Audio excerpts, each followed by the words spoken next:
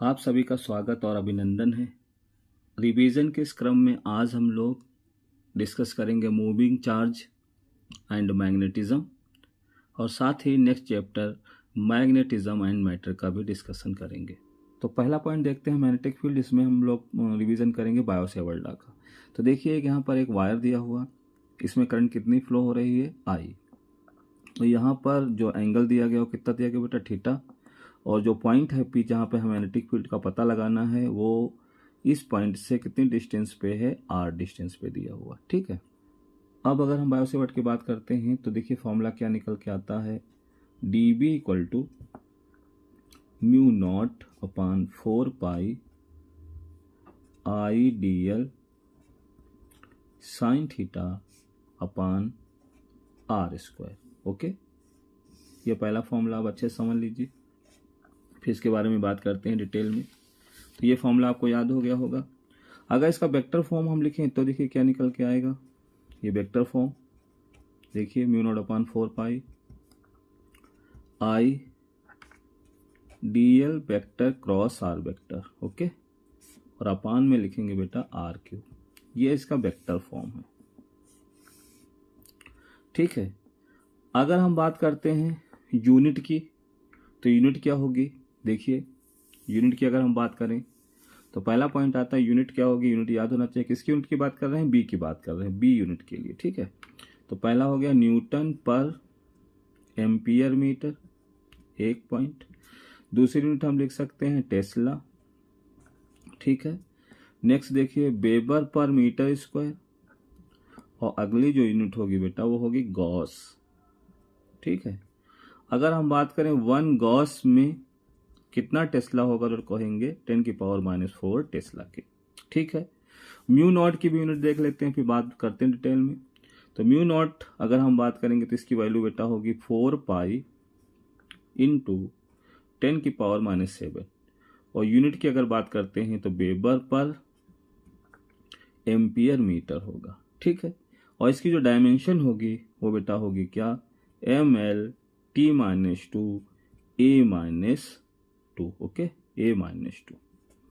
ठीक है। ये परमिबिलिटी है, इसके बारे में भी हम आगे डिटेल में चर्चा करेंगे।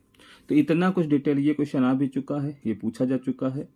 मैग्नेटिक परमिबिलिटी इस 2020 नीट 2020 में आ चुका है क्वेश्चन, तो इम्पॉर्टेंट भी है। अब हम बात करते हैं बायो-सेवर्ट की एक बार दोबारा। तो देखिए क्या है कहानी। मैग्नेटिक फील्ड किन किन फैक्टर पर डिपेंड करती है। तो देखिए पहला फैक्टर जो मेन है वो है करंट पर डिपेंड करेगी। ठीक है।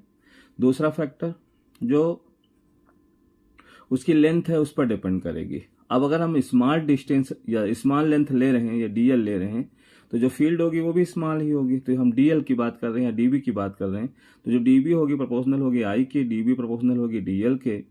और दूसरी कहानी जो ये है अगली, ये एंगल पर भी डिपेंड करेगा, ये साइन थीटा के। और अगर हम डिस्टेंस की बात करते हैं तो इनवर्सली प्रोपोर्शनल डिपेंड करेगा। ठीक है। अगर इन चारों फैक्टरों को हम यूज़ करें तो फॉर्मूला कुछ ऐसा बनेगा, डीबी प्रोपोर्शनल का साइन लगा लेते हैं, आई d L okay sine theta, और साथ में अपान क्या हो जाएगा, आर स्क्वायर। ठीक, क्लियर। अब अगर हम इस साइन को हटाते हैं तो यहाँ पर जो कांस्टेंट लगाएंगे वो होगा म्यू नॉट अपॉन 4 पाई। इस तरीके से एक फॉर्मूला तैयार होता है, dB equal to mu naught upon 4 pi I d l sine theta upon r square. तो ये स्केलर फॉर्म है, ये वेक्टर फॉर्म है, ये इसकी यूनिट दी हुई है किसकी, मैग्नेटिक फील्ड की यूनिट, जिसको हम लिख सकते हैं न्यूटन पर एम्पियर मीटर, टेस्ला वेबर पर मीटर स्क्वायर, गॉस। 1 गॉस में हम लिख सकते हैं 10⁻⁻⁴ टेस्ला। या आप इसको ऐसे भी कह सकते हैं कि 1 टेस्ला में कितने गॉस होंगे, तो आप कह सकते हैं 10⁻⁴ गॉस के। ठीक है। अब दूसरी बात है म्यू नॉट की वैल्यू, कई बार हम लोग ऐसे भी लिखेंगे, देखिए म्यू नॉट अपॉन 4 पाई अगर मुझे चाहिए तो 10⁻⁷ होगा। क्लियर। और अगर हम इस फॉर्म में चाहें तो ऐसे भी लिख सकते हैं 4 पाई इंटू 10⁻⁷, और यूनिट आपकी होगी क्या, वेबर पर एम्पियर मीटर।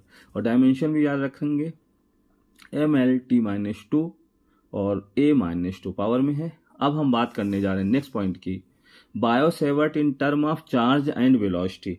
अगर चार्ज एंड वेलोसिटी के टर्म में अगर हमें बायो-सेवर्ट लिखना हो तो क्या होगा, तो देखिए फॉर्मूला बहुत अच्छे से समझिएगा, डीबी इक्वल टू बेटा क्या होगा, म्यू नॉट अपॉन 4 पाई ओके, क्यू वेक्टर फॉर्म में हम लिख रहे हैं, फिर इसको स्केलर फॉर्म में भी लिख देते हैं, अपॉन आर क्यूब। ये इसका वेक्टर फॉर्म है बेटा। ठीक है, वेक्टर फॉर्म। अगर स्केलर फॉर्म लिखना है तो देखिए स्केलर फॉर्म में हम क्या लिख सकते हैं, d B equal to mu naught upon 4 pi into q v by r square, ये आर स्क्वायर है, ठीक है, ये स्केलर फॉर्म।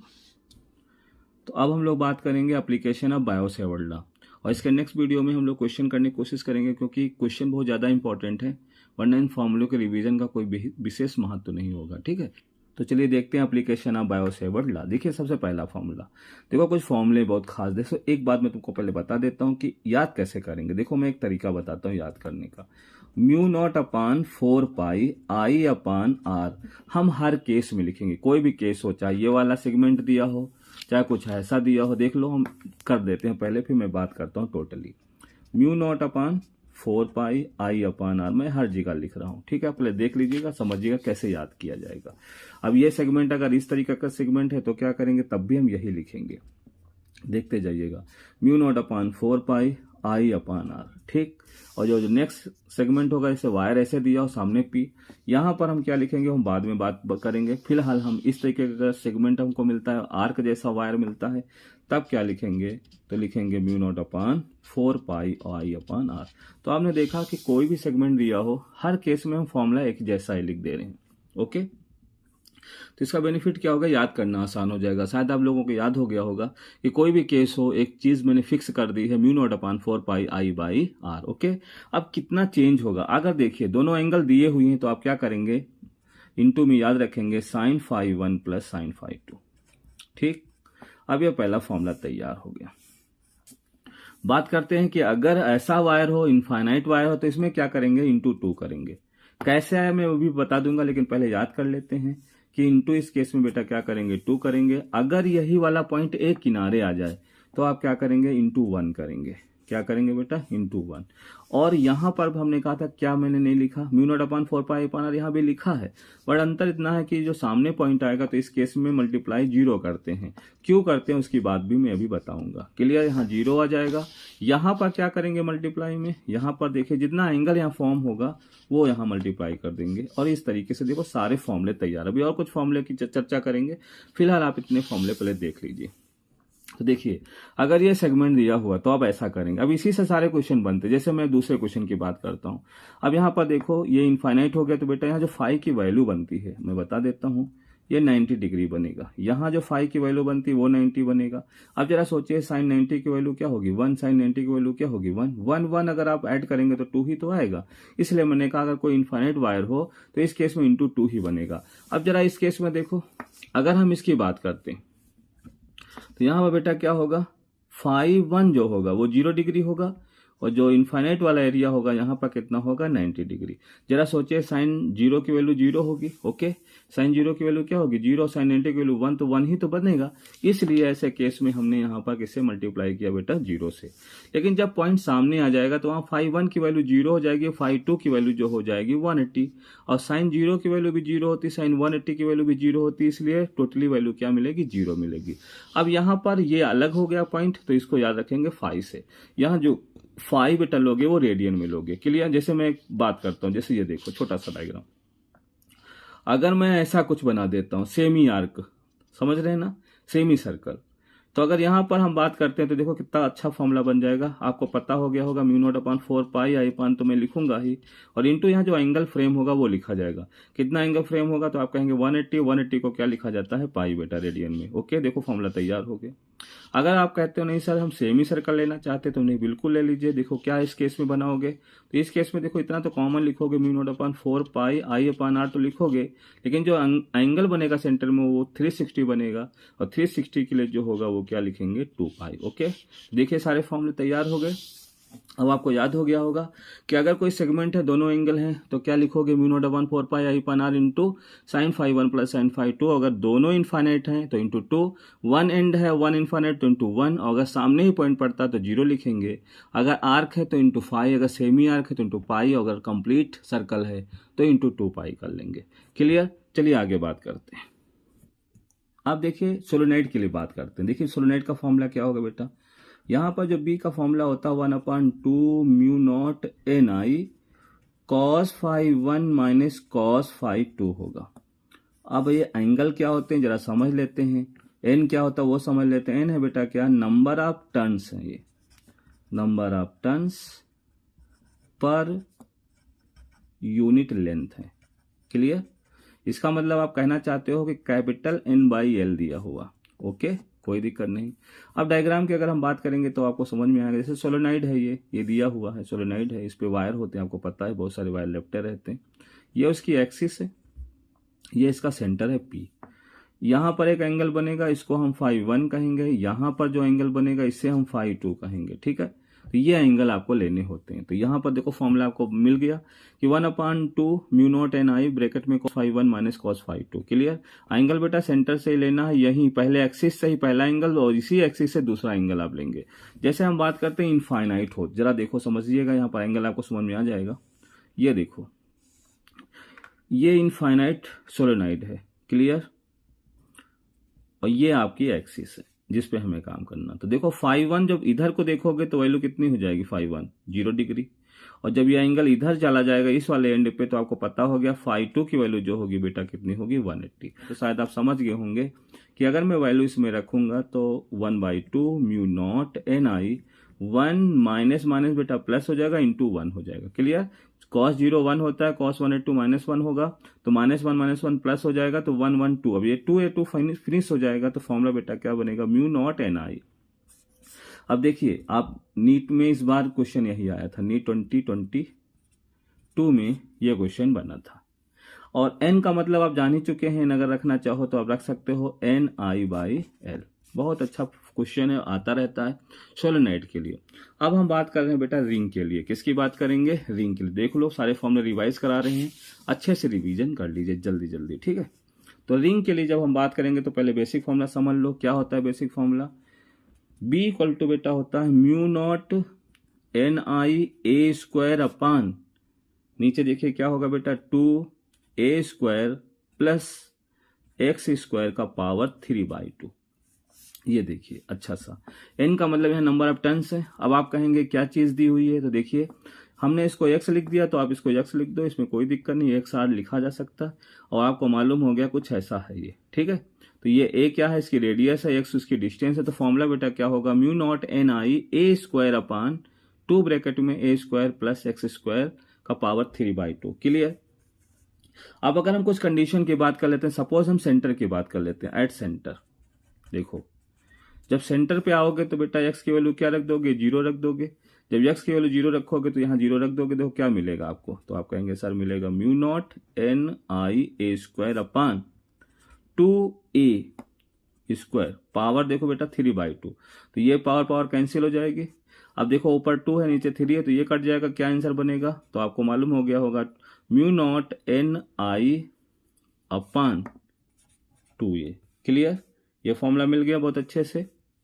तो ये सेंटर के लिए है, और ये जो वैल्यू होती है वो मैक्सिमम होती है। ये बेटा क्या होती है, मैक्सिमम होती है। अगर हम बात ये कर लें कि x बहुत ग्रेटर हो जाए, ये भी क्वेश्चन बन सकता है कि x जो है ग्रेटर हो किसके कंपेयर में, a। इसको हम या ऐसे कह सकते हैं, at a far point. Far point मतलब समझते हो ना, दूर, काफी दूर। तो उस केस में अगर हम बात करेंगे तो a की वैल्यू हम क्या कर लेंगे, जब देखिएगा अच्छे से समझिएगा। उस केस में आप क्या करेंगे, ये फॉर्मूला यूज कर लेंगे इस तरीके से कि b equal to mu naught N I a², आपको पता ही है, 2 a की वैल्यू उसके कंपेयर कर लेंगे तो 0 ले लेंगे, क्योंकि जब ज्यादा डिस्टेंस हो तो कोई चीज अगर बहुत बड़ी हो, कोई चीज छोटी हो, तो उस केस में स्क्वायर नहीं करते। आपको मालूम है x बहुत बड़ा है या छोटा है, तो छोटी चीज का कभी स्क्वायर नहीं करते, तो 0 कर लेंगे। तो नीचे यहाँ क्या बचेगा बच्चा, तो x² और ये बनेगा 3/2। तो ये 2 और 2 कैंसिल हो जाएगा, तो देखो क्या फॉर्मूला आएगा, mu naught N I a² upon 2x³। ठीक है, तो इस तरीके से हम कह सकते हैं कि जो b है वो डिपेंड करता है 1/x³ पे। अब यहाँ r लिखा हो तो r समझ लेना, नहीं तो ये क्लियर हो जाएगा। अब ग्राफ यहाँ पे क्वेश्चन बनता है, दोबारा आप देख सकते हैं, फॉर्मूला अच्छे से याद कर लेना, म्यू नॉट एन आई a/2 और a² प्लस x² का पावर 3/2। अब सेंटर के लिए ये फॉर्मूला आ जाएगा, आपको मालूम ही है। और अगर फार पॉइंट होगा बेटा तो ये आएगा mu naught N I a² upon 2x³। Graph आप अच्छे से देखिएगा, ये ग्राफ बनता है, ये मैक्सिमम है। मैक्सिमम के वैल्यू मैंने अभी आपको बताई है, क्या होती है, म्यू नॉट आई अपान 2a। क्लियर? ये वो पॉइंट है जहां पर ये वैल्यू डिक्रीज होना स्टार्ट करेगी, तो ये a/2 है, और ये भी a/2 है। क्लियर, ये ग्राफ आपको याद रहेगा बहुत अच्छे से।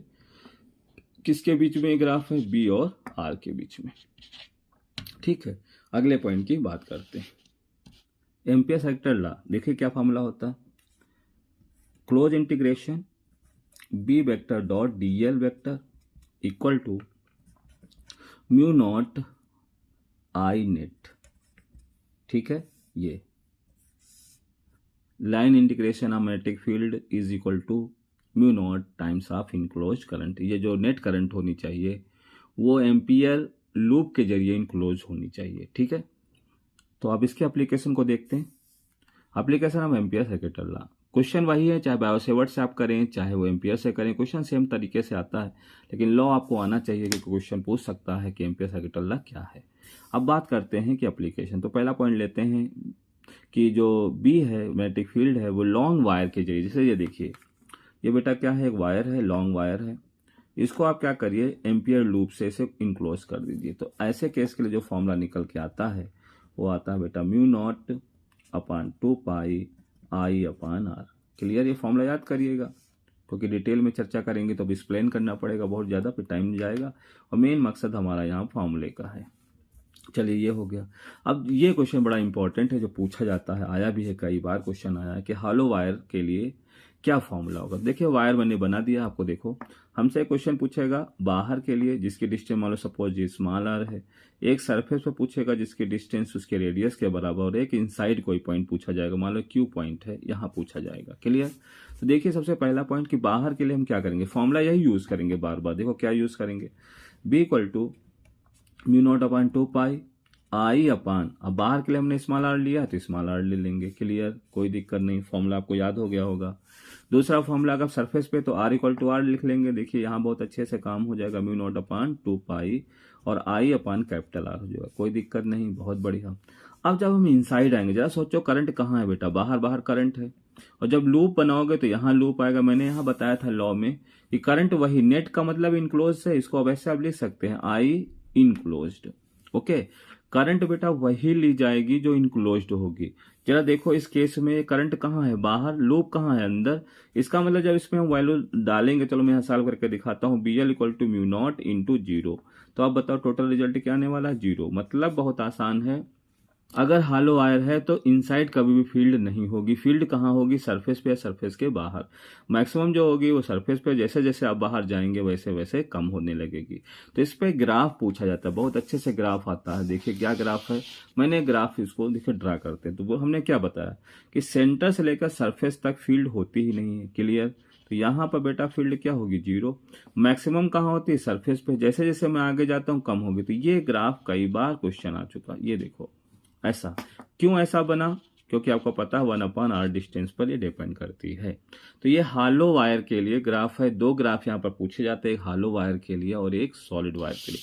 मोस्ट इंपॉर्टेंट है, फ्यूचर क्वेश्चन है, पूछा जा सकता है इस एरिया से अगर कोई क्वेश्चन बनेगा इस तरीके से। तो ये बाकी क्वेश्चन बायोसेवर्ट पे आते हैं, तो नेक्स्ट वीडियो में हम उसके न्यूमेरिकल बताएंगे। फिलहाल मैंने फॉर्मूले बताए, अब कैसे न्यूमेरिकल लगते हैं उसकी टेक्निक अलग है बेटा, क्योंकि फॉर्मूले से सब कुछ यहाँ पर नहीं होने वाला। ठीक है, तो फॉर्मूले जरूर मैं रिवाइज करा दे रहा हूँ, जिनको आता है, जिन लोगों ने क्वेश्चन लगा रखा है उनके लिए बहुत हेल्प मिलेगी, लेकिन जिनको नहीं आता है तो कोशिश करेंगे अगले वीडियो में समझने की, वो भी समझ जाएंगे। ठीक है, चलो आगे बढ़ते हैं।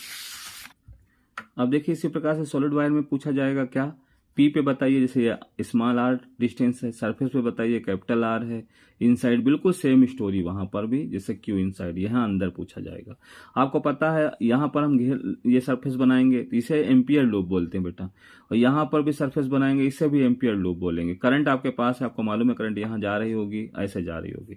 तो पहला फॉर्मूला कोई चेंज नहीं होगा, जैसे पीछे पढ़ा गया था वही होगा, फॉर्मूला याद हो गया होगा, mu naught upon 2 pi into I upon R, वही जहां पे काम कर रहे होंगे। ये देखो आपका पहला फॉर्मूला तैयार हो गया। पिछले क्वेश्चन में इस क्वेश्चन में कोई अंतर नहीं, सरफेस के लिए भी कोई चेंज नहीं आएगा, म्यू नॉट अपान 2 पाई बेटा और आई अपान कैपिटल आर हो जाएगा। ये देखो बिल्कुल सेम लिखा हुआ, कोई चेंज नहीं। हाँ, कहाँ चेंज आने वाला है, इनसाइड।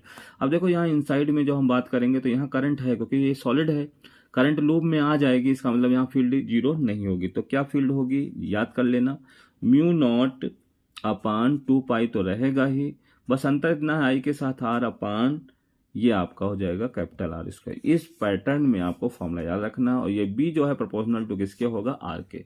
मतलब कहानी है कि सेंटर पे तो जीरो होगी, लेकिन जैसे जैसे सेंटर के साथ आगे बढ़ेंगे, सरफेस तक पहुंचेंगे, वैसे वैसे उसकी मैग्नेटिक फील्ड क्या हो जाएगी, बढ़ जाएगी, सरफेस पे मैक्सिमम होगी। क्लियर।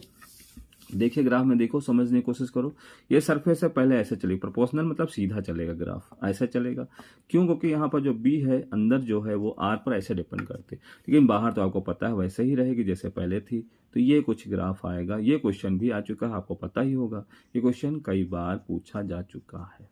ओके, तो ये सॉलिड वायर के लिए था। पिछला जो पॉइंट हमने आपको बताया था वो हॉलो वायर के लिए। तो ज्यादा इंपॉर्टेंट क्वेश्चन है, बहुत अच्छे से क्वेश्चन बनता है। यहीं पर एक नोट देख लीजिए, बहुत अच्छा क्वेश्चन आता है, बार बार रिपीट करता है, बहुत अच्छे से समझ लीजिएगा। क्वेश्चन ऐसे आएगा, ये भी मोस्ट इंपॉर्टेंट है। हम मान के चल रहे हैं कि इस साल भी ये क्वेश्चन आ सकता है। ओके, 23 में क्या क्वेश्चन बनेगा, किस तरीके से बनेगा समझिए।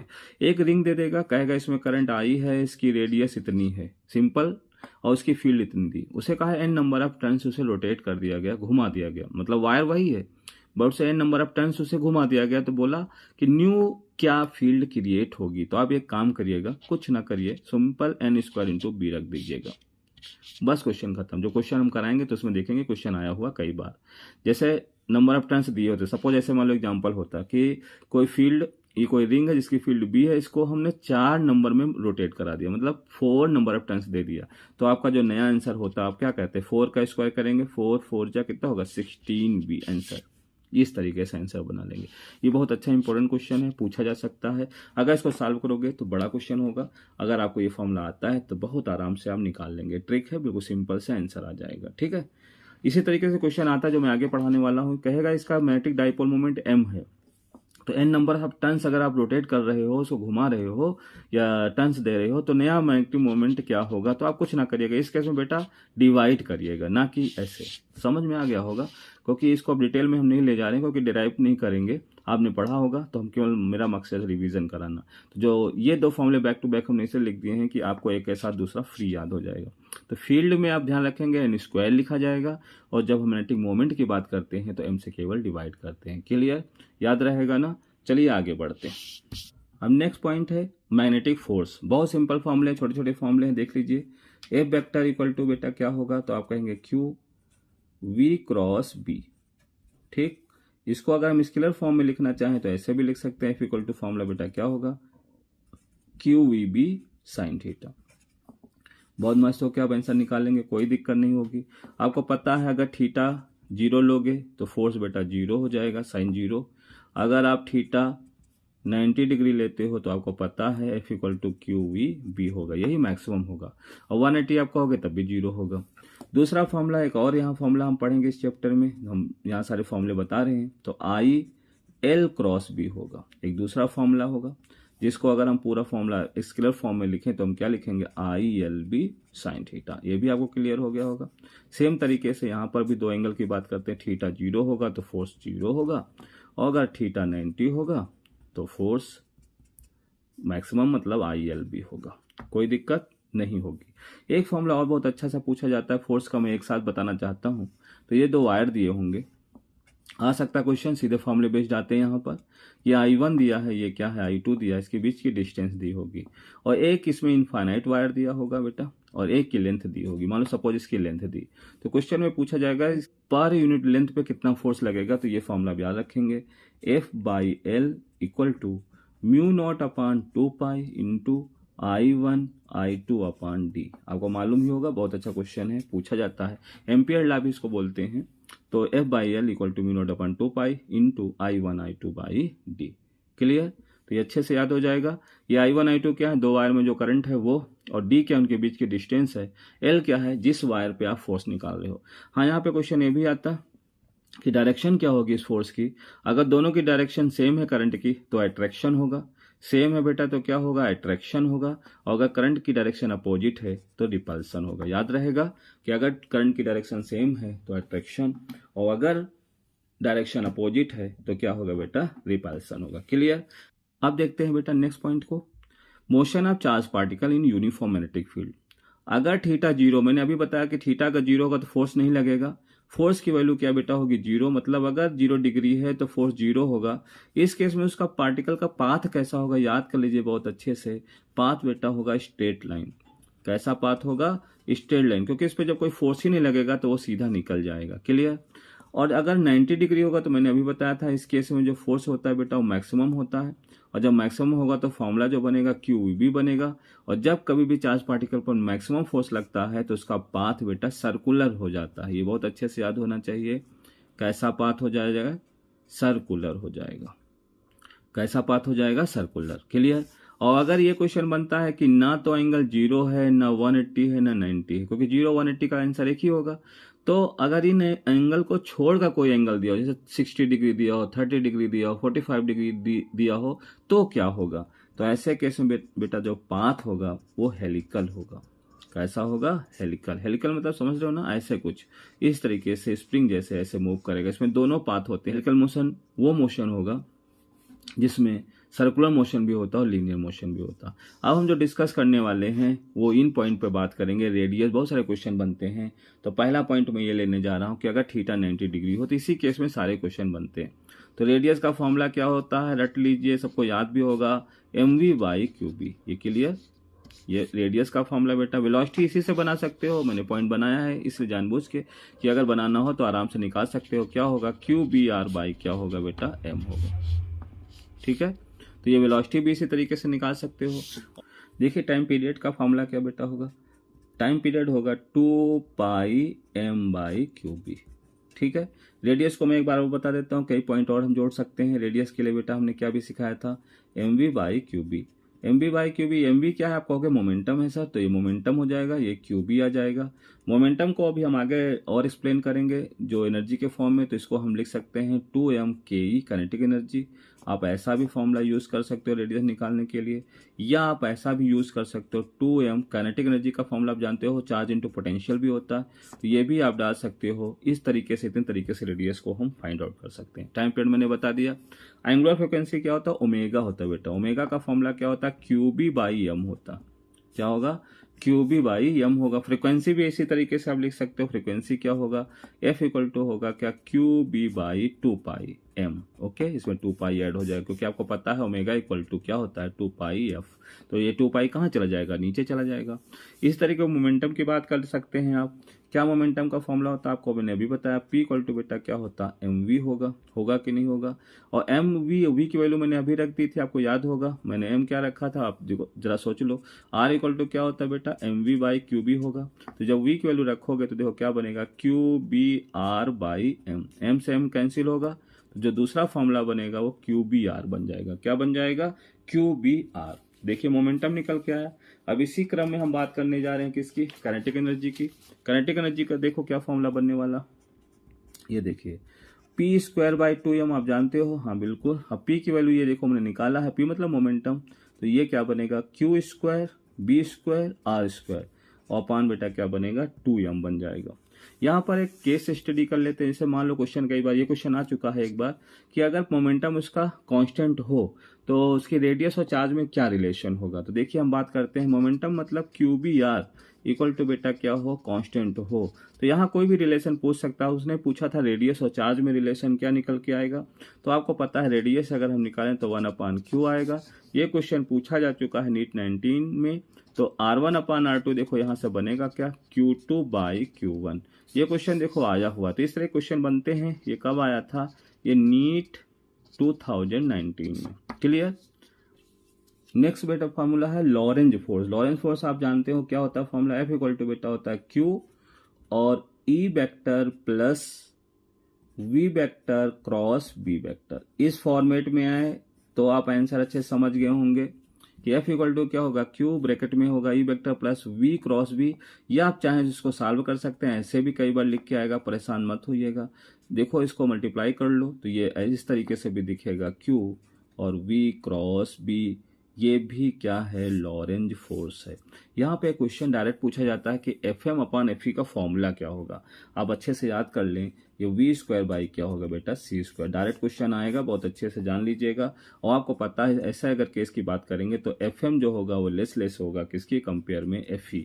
अगर पूछा जाए कि Fe ग्रेटर है कि Fm, तो आप बताओगे Fe ग्रेटर होगा किसके कंपेयर में, Fm के। ओके, टॉर्क का फॉर्मूला देख लो भाई, फॉर्मूले को रिवाइज कर रहे हैं फटाफट, आपको बहुत बेनिफिट मिलने वाला। तो टॉर्क का फॉर्मूला यहाँ पर क्या मैग्नेटिक फील्ड में है तो आपको मालूम है M क्रॉस B होगा। क्या होगा बेटा, M cross B। Cross product हटाओगे तो आपको मालूम है क्या लिखते हैं, MB साइन थीटा। क्लियर, तो ये फॉर्मूला आपको याद हो गया होगा, कोई दिक्कत नहीं, बहुत मस्त होके। अब हम आगे बात करने जा रहे हैं मूविंग कॉइल गैल्वेनोमीटर। किसकी बात करेंगे बेटा, मूविंग कॉइल गैल्वेनोमीटर की बात करेंगे। पूछा जाता है किस पर बेस्ड है, तो बहुत अच्छे से बता सकते हो, ये बेस्ड है प्रिंसिपल ऑफ टॉर्क। किस पर, टॉर्क के प्रिंसिपल पर बेस्ड होता। तो टॉर्क क्या होगा कॉइल के अंदर, तो आपको मालूम है जब हम मूविंग कॉइल गैल्वेनोमीटर की बात करते हैं तो वहां पर K फाई के बराबर होता। आप कहेंगे K फाई जो बराबर होगा टॉर्क का फॉर्मूला मैं यहां जानता हूं, तो क्या फॉर्मूला बनता है, तो यहां बनता है NIAB। ओके, इक्वल टू किसके, K फाई के। अभी इसको और डिटेल में हम लोग चर्चा करेंगे, फिलहाल हमने बात की है मूविंग कॉइल गैल्वेनोमीटर की। तो फॉर्मूला क्या निकल के आया, NIAB equal to K phi. Clear. अब अगर हम यहाँ I निकालना चाहेंगे, करंट ही मकसद है, गैल्वेनोमीटर काम ही क्या है, करंट को डिटेक्ट करना। तो देखिए क्या निकल के आएगा, K फाई बाई I निकाल लिया तो क्या निकल के आया, NAB। ओके, और अच्छा बना लेते हैं फॉर्मूले को। तो हम देखो यहाँ क्या लिख सकते हैं, I इक्वल टू बेटा G फाई हम लिख सकते हैं, I इक्वल टू क्या लिख सकते हैं, G फाई, और इससे निकल के आता है I प्रोपोर्शनल टू किसके होता है, फाई के। डिफ्लेक्शन, जितना डिफ्लेक्शन होगा वैसे तो करंट को आप पढ़ोगे, तो डिफ्लेक्शन के जरिए हम पता लगा सकते हैं। इसका मतलब है G क्या चीज है, तो इसको आप कहोगे बेटा ये क्या है, गैल्वेनोमीटर कांस्टेंट है, गैल्वेनोमीटर कांस्टेंट। क्लियर। और K क्या है, K के बारे में बात कर लेते हैं। जो K यहाँ लिखा हुआ वो क्या है, इसको कहते हैं टॉर्सनल कांस्टेंट ऑफ फाइबर। जो वायर उसमें लगा होगा, फाइबर लगा होगा, उसका दिया होगा। क्लियर, तो ये टॉर्सनल कांस्टेंट हो गया फाइबर का। फाई तो आपको पता है डिफ्लेक्शन है, जो भी डिफ्लेक्शन होगा, अगर फाई की बात करते हैं, ये है बेटा क्या, डिफ्लेक्शन। क्लियर। देखिए करंट सेंसिटिविटी का फॉर्मूला क्या होगा बेटा, डिफ्लेक्शन पर यूनिट करंट होता है। क्या होता है, डिफ्लेक्शन पर यूनिट करंट। इसको अगर सॉल्व करेंगे तो क्या निकल के आएगा, NAB अपान K। तो दोनों में से कोई भी फॉर्मूला आप यूज कर सकते हैं बहुत अच्छे से। बिल्कुल इसी तरह से बात करेंगे वोल्टेज सेंसिटिविटी, इसको कहते हैं डिफ्लेक्शन पर यूनिट वोल्टेज। और अगर सॉल्व करेंगे तो NAB बाई K तो होगा ही, और साथ में इंटू R कर लीजिएगा, ये निकल के आ जाएगा। यह है वोल्टेज सेंसिटिविटी। ओके, अब अगर हम दोनों की रिलेशन की बात करें, दोनों देखो इसमें दोनों भी दिखते हैं, VS इक्वल टू, बोलो इतनी जगह पे हम क्या लिख सकते हैं, ये करंट सेंसिटिविटी है, तो इसे करंट सेंसिटिविटी अपान क्या है, रेजिस्टेंस है ना। R का मतलब क्या है, रेजिस्टेंस, निकल आएगा। अब यहाँ पर देखिए दो क्वेश्चन बनते हैं, एक अमीटर पर और एक वोल्ट मीटर पर। एक क्वेश्चन रहता है conversion of galvanometer into ammeter. तो अमीटर का काम क्या है, करंट को डिटेक्ट करना, और वोल्ट मीटर का काम क्या है, वोल्टेज को। ओके, तो जो आइडियल अमीटर होता है, बहुत अच्छे समझिएगा, आइडियल अमीटर के लिए जो रेजिस्टेंस पूछा जाता है, आइडियल अमीटर के लिए जो रेजिस्टेंस होता बेटा क्या होता है, 0 होता। और जो यहाँ फॉर्मूला होगा वो अच्छे से जान लीजिए क्या फॉर्मूला होता है। देखो इसका डायग्राम में आपको समझा देता हूँ, इसे फॉर्मूला याद करना थोड़ा सा इजी हो जाएगा। क्या है कि देखिए एक सर्किट दिया होता है, ये सर्किट है, इसमें करंट आ रही है और इसमें एक वायर लगा हुआ, ठीक है। अब हमसे पूछा जाएगा कि कितना करंट है इसमें से पास हो रहा है, तो अब हम कैसे पता लगाएंगे, तो बहुत आसान तरीका है, सर्किट के अंदर हम क्या लगा देंगे, गैल्वेनोमीटर। यहाँ पर हमने क्या लगा दिया, गैल्वेनोमीटर लगा दिया, है ना, ये गैल्वेनोमीटर का रेजिस्टेंस हमने बना दिया। अब आपको पता है कि सेंसिटिव बहुत होता है, पूरा करंट नहीं ले सकता, तो हम क्या करने वाले हैं, इसमें एक दूसरी ब्रांच बनाएंगे जिसको हम कहते हैं संट लगा देंगे। संट क्या चीज होती है आपको मालूम है, कैसा रेजिस्टेंस होता है जो लो रेजिस्टेंस का होना चाहिए, ये संट लगा दिया गया। इससे क्या होगा, ये सेफ होगा। अब क्या आपको पता ही होगा कि जो गैल्वेनोमीटर में करंट जाएगी उसे क्या कहोगे, IG कहोगे। क्लियर। जो रेस्ट करंट बचेगी वो कौन बचेगी, I में से IG निकल चुकी है, तो क्या बचा है, तो आप कहेंगे सर I माइनस IG बचेगा, और क्या, तो इधर निकल जाएगी। अब आपको पता है एक केस आप जानते हो कि यहाँ पॉइंट नाम देते हैं, मान लो सपोज ये A पॉइंट है, ये सपोज B पॉइंट है, ये C और D है। आपने पढ़ रखा होगा कि जो पैरेलल कॉम्बिनेशन होता है, जैसे मैं बात करूं कि VAB और VCB दोनों पैरेलल कॉम्बिनेशन में है, तो पैरेलल कॉम्बिनेशन में पोटेंशियल ऑलवेज क्या होता है, सेम। तो यहाँ का पोटेंशियल इक्वल टू यहाँ का पोटेंशियल आप कर दीजिए बस। पोटेंशियल का फॉर्मूला क्या होता है, करंट इंटू रेजिस्टेंस। तो आप क्या कहोगे, IgG, और यहाँ करंट इंटू रेजिस्टेंस करोगे तो क्या कहोगे, I minus IG into S। Okay, ये फॉर्मूला तैयार हो गया। इस तरीके से फॉर्मूला याद रखेंगे। तो ये याद रखेंगे, डायरेक्ट आंसर होता रहेगा बहुत मस्त होके कि IgG इक्वल टू क्या होगा, ब्रैकेट में I minus IG into S। G यहाँ है गैल्वेनोमीटर रेजिस्टेंस, I क्या है मेन करंट, IG क्या है गैल्वेनोमीटर में जो करंट होगी, S क्या है यहाँ शंट है। बिल्कुल इसी तरीके से वोल्टमीटर का क्वेश्चन बनता है। तो पहले तो आइडियल वोल्टमीटर के लिए रेजिस्टेंस जान लीजिए, डायरेक्ट क्वेश्चन आता है। आइडियल वोल्टमीटर का क्वेश्चन अगर बनता है तो इसके लिए जो रेजिस्टेंस बेटा होगा वो इनफाइनाइट होगा, क्लियर। और यहाँ जो फॉर्मूला होता है वो V जो फॉर्मूला होता है वो होता है IG और G प्लस R। ये देखिए डायरेक्ट याद रखिएगा, आंसर मिल जाएगा। IG क्या है, गैल्वेनोमीटर में करंट जो पास होगी वो, G क्या है, गैल्वेनोमीटर का रेजिस्टेंस है, और R क्या है, जो एक्सटर्नल रेजिस्टेंस लगा होगा उसका मान। ये हाई रेजिस्टेंस होता है, शंट लो रेजिस्टेंस होता है बेटा। ये क्या होता है, लो रेजिस्टेंस, और ये जो होगा वो हाई रेजिस्टेंस होगा, क्लियर। वोल्टमीटर और इस पे क्वेश्चन जरूर आता रहता है, अच्छे से रिवीजन कर लेना। इस बार जरूर क्वेश्चन आएगा, तो हम जो न्यूमेरिकल का सेक्शन लेकर आएंगे उसमें हम इस पे क्वेश्चन करा देंगे। ये नीट 2023 पे क्वेश्चन इस एरिया से जरूर आएगा, बहुत अच्छे से रिवीजन कर लीजिएगा। क्वेश्चन कैसे लगते हैं इसके लिए आपको सीखना पड़ेगा, नेक्स्ट वीडियो में हम जरूर इसकी बात करेंगे। अगला पॉइंट देखिए, मैग्नेटिक डाइपोल मोमेंट। क्या है फॉर्मूला, देखिए M इक्वल टू बेटा होता NIA। बहुत अच्छे से समझ लीजिएगा, क्वेश्चन आता है, मोस्ट इंपॉर्टेंट पॉइंट है ये एरिया। M इक्वल टू क्या होगा, NIA। N यहाँ नंबर ऑफ टर्न्स, I है इसमें करंट, A लूप का एरिया, जो ये लूप दिया गया है बेटा इसका एरिया। जैसा लूप होगा वैसा एरिया। मैं 1-2 क्वेश्चन बताने की कोशिश करूंगा, नेक्स्ट वीडियो में इसको और डिटेल में समझा दूंगा। तो चलिए फॉर्मूले पढ़ रहे हैं तो जल्दी जल्दी फॉर्मूले देख लीजिए। M इक्वल टू क्या होगा, NIA होगा, क्लियर। यूनिट क्या होगी आपको मालूम है, यूनिट बेटा क्या होगी, तो आप कहेंगे क्या, I का मतलब एम्पियर, A का मतलब यहाँ एरिया है ना, तो मीटर स्क्वायर होगा, तो क्या होगा, एम्पियर मीटर स्क्वायर। ओके, अब ये क्या है, वेक्टर क्वांटिटी है। बहुत अच्छे जानिए कैसी क्वांटिटी बेटा, वेक्टर क्वांटिटी, हो सकता है यही पूछ ले। और डायरेक्शन क्या होगी, तो हमेशा इसकी डायरेक्शन साउथ से नॉर्थ होगी। अब आप जानेंगे कैसे साउथ कहाँ है नॉर्थ कहाँ, तो देखो एंटी क्लॉक अगर होता है तो नॉर्थ होगा, क्लॉक वाइज होगा तो साउथ। मतलब अगर हम इस केस की बात करें तो नीचे से ऊपर की तरफ डायरेक्शन होगी, और अगर साउथ ऊपर होता तो ऊपर से कहाँ होती, नीचे की तरफ होती, क्लियर। डायरेक्शन याद रहेगी, साउथ से नॉर्थ होगी। अब देखिए मैंने एक एग्जाम्पल आपके लिए लिया, समझने की कोशिश करिएगा, क्योंकि हम चाहते थे न्यूमेरिकल एक साथ कराएं फार्मूला एक, लेकिन क्या होता है बिना न्यूमेरिकल के फॉर्मूले समझ में आते नहीं। लेकिन मैं कोशिश कर रहा हूं कि आपको रिवाइज कराऊं, तो जिन बच्चों को फॉर्मूले आते हैं उन्होंने प्रैक्टिस किया तो उनके लिए कोई प्रॉब्लम नहीं होगी, लेकिन जिन्होंने कुछ नहीं किया तो उनके लिए थोड़ी सी प्रॉब्लम होगी। तो हम कोशिश करेंगे आगे इसको सॉल्व करने की। फिलहाल मैं एक क्वेश्चन दिखा देता हूँ कि कैसे क्वेश्चन को हैंडल करोगे। देखो क्वेश्चन क्या था, क्वेश्चन कहा गया है कि एक वायर है जिसकी लेंथ L दी है, उसमें करंट I दी गई, उसको क्या किया गया, घुमा के मोड़ के उसको सर्कुलर कॉइल दे दिया गया, सर्कुलर कॉइल बना दिया गया, जिसकी रेडियस बेटा क्या दी गई है, कुछ बताया नहीं गया, केवल क्वेश्चन में इतना बताया गया कि वायर है L और उसमें करंट I है, उसको घुमा दिया गया सर्कुलर। अब बोलो मैग्नेटिक मोमेंट क्या होगा। तो देखो मैंने क्या सीखा, बहुत सिंपल, मैंने सीखा NIA, clear. Number of turns कितना है, आप कहेंगे सर 1 है, तो 1 लिखने की जरूरत नहीं, केवल फॉर्मूला क्या बचा, I इंटू A। अब करंट क्या है, करंट तो वही रहेगी जो करंट पहले है वही अब भी रहेगी, इसका मतलब करंट में कोई चेंज नहीं होगा। तो फिर कहाँ चेंज आने वाला, एरिया में। आपको मालूम है एरिया का फॉर्मूला कि सर्कल के लिए बेटा क्या होता है, पाई आर स्क्वायर, जो भी आर स्क्वायर होगा। जैसे मान लो हमने मान लिया है, हमने माना दिया नहीं गया था, मान लिया रेडियस कितनी दी है, R दी है, क्लियर। अब जरा सोचो कि R के टर्म में तो क्वेश्चन आएगा नहीं, अगर R के टर्म में आता तो आपका आंसर हो गया था I pi R square, but R के टर्म में आना नहीं हो तो L के फॉर्म में पूछेगा, तो आपको यहाँ पर R निकालना होगा। आपको पता है लेंथ ऑफ सर्कल क्या होता है, सब बच्चे जानते हैं, 2 पाई R होता, ओके।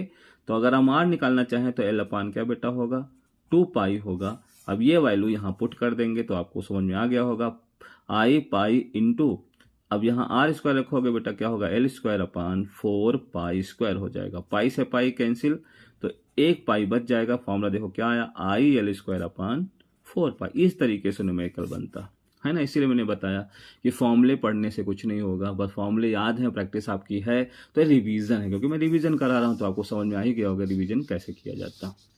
जल्दी जल्दी भी वो भी। अब देखो ये क्वेश्चन मैं और समझाने की कोशिश करता हूँ कि मान लो किसी को समझ में ना आया हो तो एक बार और समझ सकते हैं। फिर से वही क्वेश्चन, वायर कितना दिया है, लेंथ एल, करंट कितनी है आई, इसको स्क्वायर लूप में मोड़ दिया गया। आप कहेंगे सर बहुत आसान है, देखो क्या करेंगे, एम इक्वल टू एन आई, ये फॉर्मूला रट लिया, बिल्कुल एन की वैल्यू 1 है, कोई जरूरत नहीं, ए ले लेंगे, स्क्वायर है तो आपको मालूम है साइड स्क्वायर होगा, और साइड मान लेते हैं ए है, सपोज ये साइड ए हो गया। अब आपको फिर वही बात करनी है कि ए स्क्वायर मिल जाए तो काम बन जाए, ए मिल जाए तो कैसे बनेगा।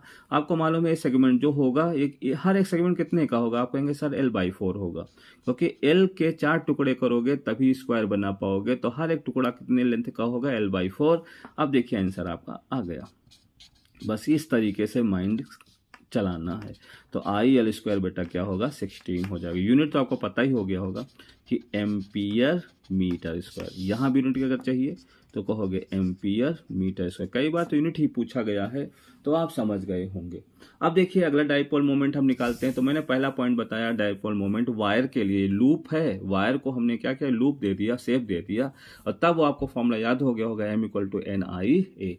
अब हम डाइपोल मोमेंट निकालना चाहते हैं मूविंग चार्ज पार्टिकल में। किसमें, मूविंग चार्ज पार्टिकल में। अब देखिए फटाफट फॉर्मूले, पहला फॉर्मूला बेटा क्या होगा, सीधे सीधे फॉर्मूले में बता रहा हूं अच्छे से, QVR/2 याद कर लीजिएगा, डायरेक्ट क्वेश्चन आपको मिलेगा।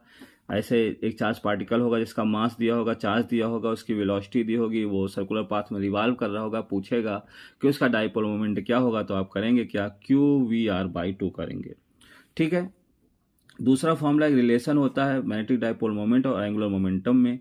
तो देखिए एंगुलर मोमेंटम और डाइपोल मोमेंट का रिलेशन क्या निकल के आया, Q/2m। तो देखिए ये फॉर्मूला निकल के आ गया एक मूविंग चार्ज पार्टिकल के लिए, पहला। और दूसरा, अगर हम बात करते हैं कि रिवॉल्विंग इलेक्ट्रॉन के लिए, देखो फॉर रिवॉल्विंग इलेक्ट्रॉन, तो क्या होगा, देखिए तो ये जो m है उसको बेटा म्यू लिखते हैं, ये l हो गया, चार्ज को हम इलेक्ट्रॉन का चार्ज ये लिखेंगे /2m। तो देखिए हमने एक चेंज किया है, यहाँ पर जो m है उसको मैं म्यू लिख देता हूँ, कोई दिक्कत नहीं, चाहे म्यू लिखा जाए, m बात एक ही है। तो ये देखिए नया फॉर्मूला नहीं है, वही फॉर्मूला ऊपर वाला ही लिखा, बट इतना अंतर है कि m को मैंने म्यू में चेंज किया, इलेक्ट्रॉन का चार्ज मैंने डाल दिया। चार्ज कितना होता है, ई जिसे इलेक्ट्रॉनिक चार्ज कहते हैं, इसकी वैल्यू सबको आती ही होगी, 1.6 × 10⁻19 कूलम। ओके, इसको कहते क्या, ये क्वेश्चन, एक तो यही क्वेश्चन पूछा जाता है कि ये क्या चीज़ है, इसका एक नाम दिया गया है, इसको कहते हैं, देखिए गायरो या जाइरो, आपको जो भी ठीक लगता हो, तो जाइरो मैग्नेटिक रेशियो बोलते हैं। एक डेटा है, इसको भी याद रखेंगे, इसकी वैल्यू बहुत अच्छे से पूछी जाती है। इसकी वैल्यू बेटा होती है 8.8 × 10⁻10 कूलम पर केजी। याद रखना, डायरेक्ट क्वेश्चन फंसेगा। ठीक है। तो μ/L को दूसरा नाम क्या दिया गया है, जाइरोमैग्नेटिक रेशियो, जिसकी वैल्यू कितनी होगी, 8.8 × 10⁻10 कूलम पर केजी। ओके, और इसको आप आगे सॉल्व करते, देखिए अच्छे से समझिएगा। म्यू इक्वल टू हम और क्या लिख सकते हैं, तो कहेंगे सर आप लिख सकते हैं E × L और 2m। L क्या है, अकॉर्डिंग टू बोहर्स लॉ, तो आपको मालूम है L इक्वल टू बेटा होता है NH/2π, सब लोगों ने पढ़ रखा है केमिस्ट्री में, वैल्यू डाल दिया जाए, E/2m × NH/2π जैसे डालोगे तो म्यू का एक मस्त फॉर्मूला और मिलेगा, NEH/4πm। क्लियर। अब हम n का मतलब क्या है, नंबर ऑफ ऑर्बिट है बेटा, यहाँ पर n का मतलब क्या है, नंबर ऑफ ऑर्बिट, तो n का मतलब यहाँ क्या है, नंबर ऑफ ऑर्बिट। ओके, अगर हम 1 ले लेते हैं, n की वैल्यू 1 ले लेते हैं, देखो म्यू का फॉर्मूला क्या निकल के आएगा, तो आप कहेंगे सर EH/4πm। ओके, अब इसको क्या कहते हैं, जब कभी भी इलेक्ट्रॉन फर्स्ट ऑर्बिट में रिवॉल्व करता है, उस समय जो उसका डाइपोल मोमेंट होता है उसको बोलते हैं बोर मैग्नेट्रॉन। क्या कहते हैं, बोर मैग्नेट्रॉन। ओके, इसकी भी वैल्यू बेटा होती है कितनी, ये याद होना चाहिए, 9.27 × 10⁻27। क्या यूनिट होगी, यूनिट तो वही होगी, एम्पियर मीटर स्क्वायर। ओके, याद हो जाएगा। दो डेटा मैंने बताया, जाइरोमैग्नेटिक रेशियो का कितना, 8.8 × 10⁻10 कूलम पर केजी, और दूसरा मैंने डेटा बताया बोर मैग्नेटॉन, इसकी वैल्यू क्या होगी 9.27 इंटू 10⁻27 एम्पियर मीटर स्क्वायर। अगर क्वेश्चन ये पूछता है कि ये बोर मैग्नेटॉन कब बोलोगे, तो आप बताओगे जब कोई इलेक्ट्रॉन फर्स्ट ऑर्बिट में रिवॉल्व करेगा, उस समय जो इसका डायपोल मोमेंट होगा उसको ही बोर मैग्नेटॉन बोलते हैं। क्या बोलेंगे बेटा? बोर मैग्नेटॉन बोलेंगे। तो यहाँ पर एक बहुत अच्छा सा क्वेश्चन पूछा जाता है, जरा देख लो क्या क्वेश्चन आता है। उससे पहले एक फॉर्मूला मैं और लिख देता हूँ बार मैग्नेट के लिए। ये भी एक फॉर्मूला बनता है कि अगर हम बार मैग्नेट के लिए बात करें तो एम का फॉर्मूला क्या होगा, एम इंटू एल होगा। इस पर भी डिटेल में चर्चा करते हैं, लेकिन फिलहाल यहाँ देख लीजिए। ये देखो बार मैग्नेट है, ये साउथ पोल है, ये नॉर्थ पोल है। इस पे जो ये -m दिया होता है बेटा, इसको +m कहते हैं। ये लेंथ दी होती है, इसको कहते हैं पोल स्ट्रेंथ। ये क्या है? Pole strength. और इसमें भी डायरेक्शन साउथ से नॉर्थ ही होगी, और ये फॉर्मूला होगा। तो बार मिनट के लिए फॉर्मूला अगर पूछा जाए तो m इंटू एल कहेंगे, और वायर लूप के लिए कहोगे तो NI ये कहोगे। क्या कहोगे बेटा? NIA। तो यहाँ पर देखो क्वेश्चन बहुत अच्छा पूछा जाता है, मैं उस क्वेश्चन को बताता हूँ। अभी तक नहीं पूछा गया है, लेकिन इन फ्यूचर क्वेश्चन बन सकता है, इसलिए जरूरी है। देखिए बहुत अच्छे समझिएगा। अभी मैंने फॉर्मूला आपको क्या बताया था, μ/2m इंटू एल। क्लियर? अब देखिए एल क्या है तो आपको मालूम है, एल क्या है तो आप कहेंगे ये एंगुलर मोमेंटम है, जिसका फॉर्मूला बेटा होता आई ओमेगा। क्लियर? ई को मैं चार्ज में दोबारा बदल दे रहा हूं, क्योंकि हमको चार्ज के पैटर्न बताना है। अब ऑप्शन देख लेना, अगर ई के फॉर्म में है तो ई लिख देना, क्यू के फॉर्म में है तो क्यू लिख देना। अब देखिए आई ओमेगा मैं यहाँ पर रख देता हूं, तो आई ओमेगा रखोगे तो आई ओमेगा को मैंने आई को साइड में कर दिया, क्योंकि यही ट्रिक पॉइंट होगा। आई के जरिए हम बात करेंगे। आप कहेंगे सर आई क्या है, तो आप कहोगे मोमेंट ऑफ इनर्शिया है। क्या है बेटा? Moment of inertia. अब देखो मैं रिवाइज करा रहा हूं, मोमेंट ऑफ इनर्शिया भी अगर रिंग होगा तो आपको मालूम है सभी बच्चों को mr² होता है, बोलो यस। डिस्क होगा तो आप क्या कहते हो, हाफ mr² होगा, सबको याद होगा। हॉलो स्फीयर होगा तो क्या कहोगे, 2/3 mr² होगा। अगर सॉलिड स्फीयर है तो क्या कहोगे, 2/5 mr² होगा। रॉड में दो केस लेते हैं बेटा, एक वन एंड के लिए तो आपको पता है ml²/3 होगा, और सेंटर ऑफ मास से अगर वो रोटेट हो रहा है तो आप क्या कहोगे, ml²/12 होगा। ठीक? अब मैं क्यों बता रहा हूं, क्योंकि क्वेश्चन बहुत अच्छा सा ऐसे क्वेश्चन आएगा, देखो समझ लीजिएगा। कहेगा एक रॉड है, ठीक, समझिए, पहचान लेना, ये क्वेश्चन आएगा। मैंने बहुत सारे क्वेश्चन बता दिया, ट्रिक बताऊंगा ना तो इससे सारे क्वेश्चन आपके सॉल्व हो जाएंगे, क्योंकि सॉल्व करोगे तो बहुत अच्छा क्वेश्चन बनेगा। इंटीग्रेट करना पड़ता है, इतना आसानी से आता नहीं, लेकिन ट्रिक बता रहा हूँ, इसे अच्छे से आप लगा लेंगे। ये रॉड है, इस पे चार्ज है, आपको क्लियर मालूम। ये किनारे यहाँ फिक्स कर दिया गया। अब इसको रोटेट करेंगे यहाँ से। जब यहाँ से रोटेट करेंगे तो आपको मालूम है कोई सर्कल जैसा सा बनाएगा, ऐसे घूमेगा, और जब घूमेगा तो वेलोसिटी होगी। अभी मैंने बात की, तब कोई चार्ज पार्टिकल अगर रिवॉल्व कर रहा होता है तो डायपोल मोमेंट बन जाता है। तो आपसे पूछा जाएगा इस केस के अंदर किसका डायपोल, और इसकी लेंथ कितनी दे दी, सपोज एल दे दी गई। अब आपसे क्वेश्चन पूछा गया, बताइए इसका डायपोल मोमेंट क्या होगा। तो देखिए मैंने क्या बताया। अब देखो मैं यहीं पर केस में सीधी बात बता देता हूं, वन एंड से। अब देखो फॉर्मूला मैंने क्या लिखा दिया आपको, मैंने फॉर्मूला यहीं में बताता हूँ, फिर मैं यहाँ समझा दूंगा, डायरेक्ट लिखूंगा आंसर, इससे आपको अच्छे से मिल जाएगा। म्यू का फॉर्मूला रट लीजिएगा, Q⍵/2πm तो रटना ही है, बस मोमेंटम डालना। बोलो वन एंड से रॉड अगर रिवॉल्व करता हो तो मोमेंट ऑफ इनर्शिया क्या होगी, तो आप कहोगे सर तो रटा हुआ है, क्या होगा, ml²/12 होगा। क्या होगा, ml²/12 होगा। कहेंगे यस। अगर हाँ, अगर वन एंड से है बेटा तो 12 ना होके क्या होगा, 3 होगा। तो अब जरा देखिए m से m कैंसिल होगा कि नहीं होगा, कहेंगे हाँ होगा। अब देखो क्या बन गया, Q⍵L²/6। बोलो आंसर बन गया कि नहीं बन गया। अब कितने आराम से, कितना मस्त है, छोटा सा क्वेश्चन आराम से निकाल दिया। इस केस के लिए वन एंड के लिए अगर हम बात करते हैं तो आंसर देखो क्या आएगा, Q⍵L²/6 होगा। बोलो यस। लेकिन अगर ये सेंटर से रिवॉल्व कर रहा होता, यहीं पर समझिएगा, अगर ये सेंटर पर रिवॉल्व करता तो 12 लेते, और यहाँ 12 होता तो 12 का अगर 2 से मल्टीप्लाई करेंगे 24। इसका मतलब सेंटर से अगर यही रिवॉल्व करता है तो इस केस में Q⍵L² कितना हो जाएगा, 24 हो जाएगा। कोई दिक्कत? देखो डायरेक्ट ओरल आंसर आ रहे हैं, और इनके क्वेश्चन आप सर्च करिएगा, बहुत बड़े तरीके से सॉल्व किया जाता है। अब मैं सारे क्वेश्चन सॉल्व करके दिखा रहा हूँ, फटाफट आप देखते चलिए। अगर मान लो सॉलिड स्फीयर होता तो क्या होता, तो आपको मालूम है Q⍵R²। अब अपान समझना है। देखिए 2 नीचे है, 2 ऊपर है, 2 कट जाएगा, अपान में बेटा क्या आएगा, 5 आएगा। आप कहेंगे सर कैसे, मैं दिखा देता हूँ एक बार इधर साइड में फिर से। देखो Q क्या होता है, तो आपको मालूम है Q⍵/2m। इंटू आई। अब बोलो 2/5 mr² होता, हाँ यस होता है। मास से मास कटेगा, 2 से 2 कटेगा तो क्या बनेगा, Q omega r² but upon 5। 2 तो कट गया ना, तो ये देखो आंसर आ गया। इसी तरीके से आप बोल सकते हो, आपको समझ में आ रहा होगा, Q ओमेगा r² तो होगा ही, अब 2 से 2 कटेगा, अपान में क्या बचेगा 3। देखो कितना मस्त आंसर आ रहा है।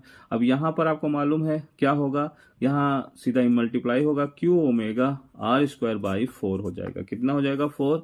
और रिंग के केस में क्या होगा, मैं यहाँ लिख देता हूँ, इस केस में बेटा क्या होगा, Q ओमेगा² क्या होगा 2।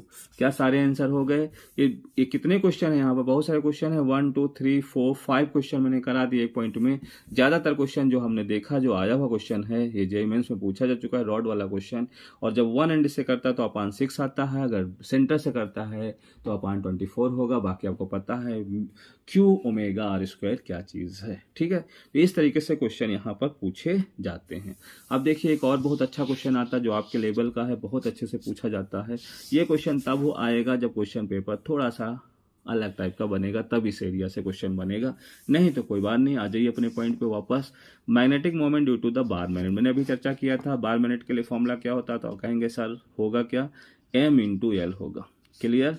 यहाँ पर M क्या मैग्नेटिक मोमेंट है, M क्या पोल स्ट्रेंथ है, L है। L मतलब लेंथ है किसके बीच, पोल की। ये है साउथ, ये क्या है नॉर्थ है। ये माइनस में लिखा जाता है बेटा, ये प्लस में लिखा जाता है। बीच की जो लेंथ होगी वो L होगी। L लेते हो तो L लिखना, 2L लेते हो 2L लिखना। अब दो केस में ले लेता हूँ फटाफट। क्वेश्चन ऐसे आएगा कि एक मैग्नेट है जिसका डाइपोल मोमेंट M दिया हुआ। क्लियर। इसको ऐसे मोड़ दिया गया सेमी सर्कल के फॉर्म में, तो मैं डायरेक्ट आंसर दे रहा हूं, अच्छे से याद कर लेना। इस केस में बेटा क्या बनने वाला है आपको अच्छे से मालूम है, जब तो ये बनेगा क्या 2m/π। कैसे आया हम बात नहीं कर रहे हैं, केवल सीधे बता रहे हैं, सीधा क्वेश्चन आता है। दो क्वेश्चन ही बनते हैं, दोनों क्वेश्चन याद रखेंगे। सेम ही होगा तो 2m/π होगा। और अगर ये ऐसे मोड़ा जाता है कि बीच में एंगल कितना बनता है 60 डिग्री, तो ये बिल्कुल एक के साथ दूसरा फ्री है। इसमें 2 है तो इसमें 3 कर लेना, बाकी सेम आंसर होगा। ये डायरेक्ट क्वेश्चन आता है कि एक रॉड है, एक बार मैग्नेट है, इसकी लेंथ L है, उसका डाइपोल मोमेंट M है, उसे मोड़ कर सेमी आर्क बना दिया गया है, सेमी सर्कल बना दिया। बताओ नया डाइपोल मोमेंट क्या होगा, तो याद रखेंगे 2m/π होगा। अगर ऐसे बनाते हैं तो ये 3m/π होगा। अब आप कहेंगे कैसे आया, तो इसके लिए आपको वेट करना होगा नेक्स्ट वीडियो में, जहां पर हम न्यूमेरिकल लेकर आएंगे, वहां पर इसको सॉल्व करके भी दिखा देंगे। फिलहाल मैंने फॉर्मूले आपको बता दिए हैं, बहुत अच्छे से रिवाइज करिए। चलिए आगे बात करते हैं नेक्स्ट पॉइंट पर। यहाँ पर एक क्वेश्चन बनता है टाइम पीरियड का। तो देखिए टाइम पीरियड का फॉर्मूला क्या है, T = बेटा होगा 2π आप कहेंगे I/mb। यहां से डायरेक्ट क्वेश्चन बनेगा। I वही पुरानी बात है, मोमेंट ऑफ इनर्शिया। M क्या है, डाइपोल मोमेंट। ओके। B क्या है, तो आप कहेंगे फील्ड है। क्या है बेटा, फील्ड है। अब यहाँ पर जो क्वेश्चन आता है मैं उसकी बात करता हूँ। सीधा ट्रिक का फॉर्मूला मैं दे रहा हूँ, डायरेक्ट रखिएगा आंसर आ जाएगा। नहीं तो इस फॉर्मूले से भी लगा सकते हो। दो इक्वेशन बनाइए, डिवाइड करिए और आंसर आ जाएगा। क्वेश्चन किस तरीके से पूछेगा, ये एक क्वेश्चन में फॉर्मेट है। क्या कहा कि दो मैग्नेट हैं जिसका डाइपोल मोमेंट M1 और M2 है। उनको एक बार ऐसे रखा गया कि दोनों पोल सेम थे, एक बार उनको ऐसे रखा गया दोनों क्या है अपोजिट हैं। उस केस में दो क्वेश्चन पूछे जाते हैं। एक तो पूछा जाता है M1/M2 का रेशियो क्या होगा, या पूछ सकता है उनका T1 और T2 का रेशियो क्या होगा। तो आप इसमें करते क्या है, पहले इस केस के लिए इसको सॉल्व करके एक आंसर बनाते हैं, फिर इस केस में सॉल्व करके आंसर बनाते हैं, फिर दोनों डिवाइड करेंगे। तो आपको मालूम है टाइम लगेगा, तो मैं डायरेक्ट फॉर्मूला दे रहा हूं, अच्छे से याद कर लेना। क्या क्वेश्चन होगा, जब आपसे M1 और M2 पूछेगा तो टाइम पीरियड दिया होगा कि पहले का टाइम पीरियड इतना है, दूसरे का टाइम पीरियड इतना है ना।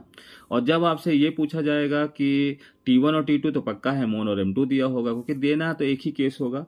तो चलो बात करते हैं। मान लो आपको T1 T2 निकालना होता तो क्या करेंगे, तो इस केस में आप बेटा करेंगे M1 - M2 और M1 + M2। बहुत मस्त तरीके से आंसर बना लेना। ओके। दो मैग्नेट हैं, दोनों मैग्नेट का डाइपोल मोमेंट दिया है, और अगर ऐसे कह रहा है कि पहले उनको सेम पोल पे रखा गया फिर अपोजिट पोल पे, बताइए उनका रेशियो क्या होगा, तो ये होगा। और अगर कह रहा है कि नहीं उनका टाइम पीरियड दिया है, उनका M1 और M2 क्या होगा, पहले ऐसे रखा गया तो उनका टाइम पीरियड मान लो T1 है, ऐसे रखा गया तो उनका टाइम पीरियड T2 है, तो बोलो M1/M2 का रेशियो क्या होगा। तो याद कर लेना T1² + T2² T1² - T2²। Direct answer आएगा सेकंडों में, याद करके जाइएगा, क्योंकि अगर इक्वेशन बना के सॉल्व करने की कोशिश करोगे तो टाइम लगेगा और आपसे क्वेश्चन सॉल्व नहीं होगा। ओके। आगे बात करते हैं नेक्स्ट पॉइंट की। अर्थ मैग्नेटिज्म। नेक्स्ट पॉइंट में हम लोग पहुंच चुके हैं। अर्थ मैग्नेटिज्म में क्या होगा, देखिए पहला क्वेश्चन आता है डीप एंगल। सबको पता है डीप एंगल होता क्या है, ये है angle between the direction of earth magnetic field and horizontal line of magnetic field. Okay, अगर हम बात करते हैं, मैं दिखाने की कोशिश करता हूं। देखिए ये मान लो सपोज मैग्नेटिक मेरिडियन है। क्या है बेटा, मैग्नेटिक मेरिडियन, ये उसकी हॉरिजॉन्टल लाइन है। ओके, और ये मान लो अर्थ की फील्ड है, ये मैंने कहा। तो हॉरिजॉन्टल लाइन और अर्थ के मैग्नेटिक फील्ड के बीच में जो एंगल बनता है उसी को एंगल ऑफ डीप कहते हैं। ये हॉरिजॉन्टल लाइन है, क्लियर। और ये रिजल्टेंट फील्ड है। तो देखिए डिफिनीशन जान लीजिए, कई बार क्वेश्चन पूछता है इसको कहते क्या है। तो angle between the direction of earth magnetic field B, okay, and horizontal line in magnetic meridian. ये जो मैग्नेटिक मेरिडियन है इसकी हॉरिजॉन्टल लाइन और इसके बीच में जो एंगल बनता है उसी को एंगल ऑफ डीप कहते हैं। डेटा क्या है, अगर हम पोल की बात करते हैं तो इसकी वैल्यू 90 डिग्री होगी। इक्वेटर की बात करेंगे तो इसकी वैल्यू कितनी होगी, 0 डिग्री होगी। कितनी होगी, 0 डिग्री। अब एंगल ऑफ डिप की वैल्यू कितनी होगी, चलो देखते हैं। तो डिप एंगल देखिए tan थीटा इक्वल टू क्या होगा, v/h होगा। और v क्या है, वर्टिकल कंपोनेंट, और h क्या, हॉरिजॉन्टल कंपोनेंट। वर्टिकल कंपोनेंट मतलब BE sin थीटा दिया हुआ है और हॉरिजॉन्टल कंपोनेंट का मतलब है BE cos थीटा। अब देखना चाहो तो आप देख सकते हो, देखो ये फील्ड थी, ये BE है, यहां पर एंगल था कितना बेटा, थीटा। ये दूसरा साइड है, इसको वर्टिकल कंपोनेंट कहते हैं, इसको हॉरिजॉन्टल कंपोनेंट कहते हैं। अब इसका कंपोनेंट यहां निकालोगे तो क्या बनेगा, आपको कंपोनेंट आता ही होगा। जिसका साथ थीटा उसको cos थीटा लिखेंगे, और जिसका साथ थीटा नहीं है उसका कंपोनेंट लिखेंगे तो क्या लिखेंगे, sin थीटा। क्लियर। तो ये हॉरिजॉन्टल कंपोनेंट हो गया, ये इसका वर्टिकल कंपोनेंट हो गया। तो ये दोनों आ गए। अब आपको पता नेट निकालोगे तो अंडर रूट करोगे, कि 90 डिग्री पे हमेशा अंडर रूट करते हैं। तो क्या कहोगे, v² प्लस h²। ठीक है, ये सीधे फॉर्मूले हैं, याद कर लो अच्छे से। और जो नेक्स्ट पॉइंट बनता है कॉट थीटा, बड़ा अच्छा डायरेक्ट क्वेश्चन पूछा जाता है कि cot square theta equal to क्या। तो आप कहोगे cot square theta 1 plus cot square theta 2। अब आप कहेंगे थीटा 1 थीटा 2 या थीटा है क्या। तो ये जो थीटा है ये से हम कहेंगे ट्रू डीप एंगल, क्वेश्चन में मेंशन होगा, ये ट्रू डीप एंगल है। ओके, ये थीटा 1 जो है ये अपरेंट है, क्वेश्चन में दिया होगा अपरेंट डीप एंगल। और ये भी जो दूसरा दिया ये भी अपरेंट है। तो दो अपरेंट दिए हुए हैं और एक रियल दिया हुआ, ट्रू दिया हुआ। अगर आपसे पूछा जाता है तो आप ये फॉर्मूला यूज करेंगे, क्वेश्चन सीधा फॉर्मूले बेस्ड रहेगा। दूसरा पॉइंट आता है न्यूट्रल पॉइंट। अगला पॉइंट जो आएगा, पूछा क्या जाएगा बेटा, न्यूट्रल पॉइंट क्या होता है। न्यूट्रल पॉइंट की डिफिनेशन मैंने लिख दी है, एक ऐसा पॉइंट जहां पर जो मैग्नेट की फील्ड है और अर्थ की मैग्नेटिक फील्ड आपस में क्या हो जाती है, इक्वल हो जाती है, या कहीं जो नेट वैल्यू हो जाती है उसकी 0, उस पॉइंट को हम न्यूट्रल पॉइंट बोलते हैं। क्लियर, याद रहेगा कि the point where net magnetic field due to the magnet and due to the earth is 0। Okay, उसी पॉइंट को हम क्या कहते हैं, नल पॉइंट, जहां नेट 0 होगा। ऐसे केस में जो फील्ड होती है वो H के बराबर होती है। तो वो H क्या होगी, वहां पर दो क्वेश्चन बनते हैं, एक देखिए बहुत अच्छे से। एक क्वेश्चन आपसे पूछा जाता है कि मैग्नेट का जो नॉर्थ है वो जियोग्राफिकल नॉर्थ के या साउथ के सामने है या वो नॉर्थ के सामने। अगर पोल अपोजिट है बेटा, अगर पोल क्या दिए हैं, अपोजिट दिए हैं, तो आप फॉर्मूला लिखेंगे μ0/4π2m/r³। ओके, अपोजिट केस में मतलब नॉर्थ साउथ की तरफ हो, साउथ नॉर्थ की तरफ। अगर वो सेम दे रहा, मान लो नॉर्थ नॉर्थ की तरफ कहा गया, नॉर्थ लिखा हुआ, या साउथ साउथ की तरफ, जैसे मान लो साउथ दे दे तो कोई दिक्कत नहीं है, साउथ दिया होगा। तो ऐसे केस में आप क्या लिखेंगे, μ0/4πm/r³ लिखेंगे। क्या लिखेंगे, m/r³ लिखेंगे। क्लियर। तो ये क्वेश्चन बन सकता है न्यूट्रल पॉइंट पे। अब हम आगे बात करते हैं, लास्ट पॉइंट है और सारे फॉर्मूले हमने रिवाइज कर लिए। अब देखिए लास्ट पॉइंट में हम देखने जा रहे हैं magnetic induction and magnetic material. कुछ डिफिनेशन वाइज फॉर्मूले आते हैं, इन पे क्वेश्चन बन सकते हैं। जैसे पहला पॉइंट है इंटेंसिटी ऑफ मैग्नेटाइजेशन, आई क्या चीज है। तो देखो इसका बेटा फॉर्मूला होता है m/v। m क्या है, यह है बेटा magnetic dipole moment, magnetic dipole moment, और v क्या है उसका वैल्यू। तो आपको मालूम हो गया होगा कि इंटेंसिटी ऑफ मैग्नेटाइजेशन किसे कहेंगे, तो magnetic dipole moment per unit volume is known as intensity of magnetisation. Clear. Unit बड़ी साफ है, यूनिट इसकी क्या होगी, तो मैं यहां लिख देता हूं। यूनिट अगर पूछा जाता है तो आप लिख लेना, क्या होगा, ampere per metre. Next point की बात करते हैं, मैग्नेटिक इंटेंसिटी H, इसको कैसे लिखते हैं, देखिए इसको लिखेंगे B/μ0 - I। ओके, B है मैग्नेटिक इंडक्शन और म्यू नॉट आपको पता है परमिबिलिटी है और आई इंटेंसिटी ऑफ मैग्नेटाइजेशन है। अगर यहाँ पर एक पॉइंट ये बनता है कि अगर वैक्यूम हो तो क्या होगा, तो वैक्यूम के केस में बेटा जो आई होता वो 0 होता, उस केस में जो एच आएगा वो बी बाई म्यू नॉट, ये बी है, बी बाई क्या होगा म्यू नॉट होगा। नेक्स्ट फॉर्मूला देखो फटाफट, मैग्नेटिक परमिबिलिटी म्यू क्या चीज होता है, यही बी बाई एच होता। अब बी क्या है, मैग्नेटिक इंडक्शन है, इसे क्या कहते हैं मैग्नेटिक इंडक्शन कहते हैं, या इसे डेंसिटी भी कहा जाता है। और एच मैंने अभी बता दिया मैग्नेटिक इंटेंसिटी है, ये क्या है बेटा मैग्नेटिक इंटेंसिटी। फॉर्मूले फटाफट देखते जाओ। दूसरा पॉइंट आता है रिलेटिव मैग्नेटिक परमिबिलिटी, ये क्या चीज होती तो आपको मालूम है म्यू बाई म्यू नॉट।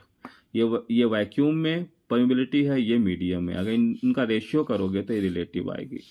यहाँ पर ये 3 वैल्यू बहुत अच्छे से याद होगा, ये सीधे क्वेश्चन आपके नीट पेपर में आएगा कि जो रिलेटिव मैग्नेटिक परमिबिलिटी है वैक्यूम के लिए इसकी वैल्यू कितनी होगी, तो आप कहोगे sir mu R equal to 0 होगी। बहुत अच्छे से याद हो जाना चाहिए, वैक्यूम के लिए बेटा क्या होगी 0। और अगर हम डायमैग्नेटिक की बात करेंगे तो लेस देन 1 होगी, अच्छे से याद करना, डायमैग्नेटिक के लिए लेस देन 1 होगी। अगर पैरामैग्नेटिक सब्सटेंस की बात होगी तो ग्रेटर देन 1 होगी।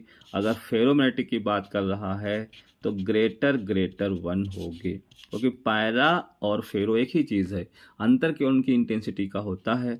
तो वैक्यूम के लिए इसकी वैल्यू 0 रहेगी, डाया के लिए लेस देन 1 होगी, पैरा के लिए ग्रेटर देन 1 होगी और फेरो के लिए ग्रेटर 1 होगी। ठीक है, नेक्स्ट पॉइंट देखिए मैग्नेटिक ससेप्टिबिलिटी क्या है, चाई, इसको कैसे डिनोट किया जाता है बेटा चाई से। इसका फॉर्मूला होता है आई बाई एच।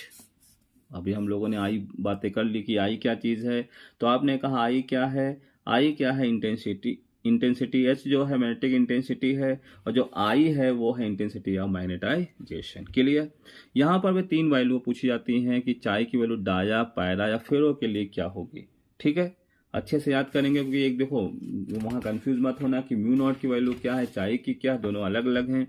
चाई, इनको चाई बोलते हैं, डाया के लिए क्या करेंगे स्मॉल बेटा होती है, इसकी वैल्यू क्या होती है स्मॉल एंड निगेटिव होती है, स्मॉल होगी निगेटिव होगी, किसके लिए डाया के लिए। पैरा के लिए क्या होगी स्मॉल तो होगी बट पॉजिटिव होगी, क्या होगी पॉजिटिव होगी। और फेरो के लिए आप क्या कहेंगे लार्ज होगी एंड पॉजिटिव होगी। याद हो गया होगा। एक क्वेश्चन आता है relation between the mu R and chi, मतलब मैग्नेटिक परमिबिलिटी और मैग्नेटिक ससेप्टिबिलिटी में रिलेशन क्या होगा, तो म्यू आर की वैल्यू बेटा होता है चाई प्लस 1, याद रहेगा अच्छे से। और क्यूरी लॉ अब बहुत इंपॉर्टेंट है, क्यूरी लॉ जो 2 केस में पूछा जाता है, एक पैरामैग्नेटिक सब्सटेंस में पूछा जाएगा बेटा और एक किस में पूछा जाएगा फेरोमैग्नेटिक सब्सटेंस में। ठीक है, ये दोनों पॉइंट बहुत ज्यादा ही इंपॉर्टेंट हैं। तो चाई के बाद हम बात करने जा रहे हैं क्यूरी लॉ पे। क्यूरी लॉ ये पढ़ लेना किसके लिए पूछा जा रहा है, अगर पूछा जा रहा है पैरामैग्नेटिक के केस में तो ये बेटा होगा C/T। C/T का मतलब क्या है कि जो चाई है या कहिए मैग्नेटिक ससेप्टिबिलिटी है वो टेम्परेचर के इन्वर्सली प्रोपोर्शनल होती है। अगर टेम्परेचर आप बढ़ाते जाओगे तो मैग्नेटिक ससेप्टिबिलिटी कम होती जाएगी। कई बार पूछा था क्यूरी टेम्परेचर क्या है, तो आपको मालूम है ऐसा टेम्परेचर जिसमें फेरोमैग्नेटिक सब्सटेंस पैरामैग्नेटिक सब्सटेंस में कन्वर्ट हो जाता है, मतलब उसका जो मैग्नेटाइजेशन प्रॉपर्टी है वो खत्म होने लगती है। लेकिन अगर यही क्वेश्चन फेरो के केस में पूछा जाता तो आप क्या करेंगे, देखिए उस केस में आप C अपान करेंगे T minus TC। Okay, T यहाँ क्या है तो आप कहेंगे टेम्परेचर है, T यहाँ क्या है टेम्परेचर है, और लेकिन TC क्या है ये क्रिटिकल टेम्परेचर है, इसे हम क्यूरी टेम्परेचर भी बोलते हैं। तो ये दोनों फॉर्मूले सामने सामने हैं, देख लो अच्छे से। क्यूरी लॉ पूछा गया है तो ऑप्शन ये भी होगा ये भी होगा, ध्यान रखना। पैरामैग्नेटिक सब्सटेंस है तो ये ऑप्शन होगा, फेरोमैग्नेटिक सब्सटेंस है ये। ग्राफ भी बहुत इसका पूछा जाता है, तो पहले देखो ग्राफ, ये क्वेश्चन आ चुका है, ये आने वाला है। पैरा के लिए जो होगा वो इस तरीके से होगा, मैंने अभी बताया है कि टेम्परेचर बढ़ाओगे तो इसकी वैल्यू लगातार कम होगी। फेरो में क्या होता है कि ऐसे ग्राफ बना देता है कई बार इस तरीके से, ठीक है, तब भी आप समझ जाना क्योंकि इस एरिया को खाली रखा। लेकिन अगर हम बात करते हैं तो रियल में डायग्राम जो बनता है वो इस तरीके से होता है। देखो इसको थोड़ा ऊपर बढ़ा देते हैं तो ये ऐसा कुछ चलता है इस तरीके से कि पहले होता है ज़्यादा, फिर धीरे धीरे कम होता, धीरे धीरे कम होता, उसके बाद बहुत तेज़ी से कम होगा क्योंकि ये जो टेम्परेचर है वो क्यूरी टेम्परेचर। तो अगर केवल इतना सेक्शन दिखाता है तब भी वही डायग्राम होगा, और अगर पूरा दिखाता है तो पूरा दिखा ले। तो बेटा अच्छे से देख लो दोनों में डिफरेंस क्या है, याद रखना पैरा मैग्नेटिक सब्सटेंस के अलग क्यूरी लॉ है और फेरोमैग्नेटिक सब्सटेंस के अलग है। क्या याद रहेगा अच्छे से? इस तरीके से बेटा अब ये टॉपिक कंप्लीट हो जाता है। अब नेक्स्ट टॉपिक में हम लोग क्या करेंगे, सबसे पहले रिवाइज करेंगे इलेक्ट्रोमैग्नेटिक इंडक्शन, एसी और इलेक्ट्रोमैग्नेटिक वेव। बहुत छोटा टॉपिक है, वो भी जल्दी ही रिवाइज हो जाएगा। और उसके बाद हम पूरे सेक्शन का, पूरे मैग्नेटिज्म टॉपिक का एक साथ 20 क्वेश्चन के सीरीज लेकर आएंगे, और वो क्वेश्चन होंगे जो नीट ओरिएंटेड होंगे, डायरेक्ट क्वेश्चन नीट में आ जाएंगे अच्छे से। जहाँ पर क्योंकि बायो सेवर्ट लॉ पे क्या होता है, फॉर्मूले से आपको ज़्यादा बेनिफिट नहीं मिलने वाला, क्योंकि वहाँ पर टेक्निक है, क्योंकि फॉर्मूला याद तो हो जाता है लेकिन उसका यूज़ कैसे करेंगे उस पर 2-4 क्वेश्चन आपको जरूर सीखने पड़ेंगे। बाकी जो आगे का सेक्शन है वो सब फॉर्मूले बेस्ड है। अगर फॉर्मूले आपको आते हैं तो कोई प्रॉब्लम नहीं होगी, मस्त आंसर आ जाएगा। उसके बाद जो चर्चा होगी वो भी बहुत अच्छे से फॉर्मूले बेस्ड ही है, तो इसलिए अच्छे से फॉर्मूला रिवाइज करो और आगे की तरफ बढ़ो। दूसरी बात, अगर ये वीडियो आपको ठीक लग रहे हों तो ज़रूर उसे लाइक किया करें, क्योंकि उस लाइक के ज़रिए मुझे थोड़ा सा ये आइडिया लगता है, एक मनोबल भी बढ़ता है, और मुझे ये आइडिया भी लगता है कि हम सही डायरेक्शन में काम कर रहे हैं। तो चलिए ठीक है, नेक्स्ट वीडियो में मिलते हैं, और अगले वीडियो में हम लोग पढ़ेंगे electromagnetic induction, AC and electromagnetic wave.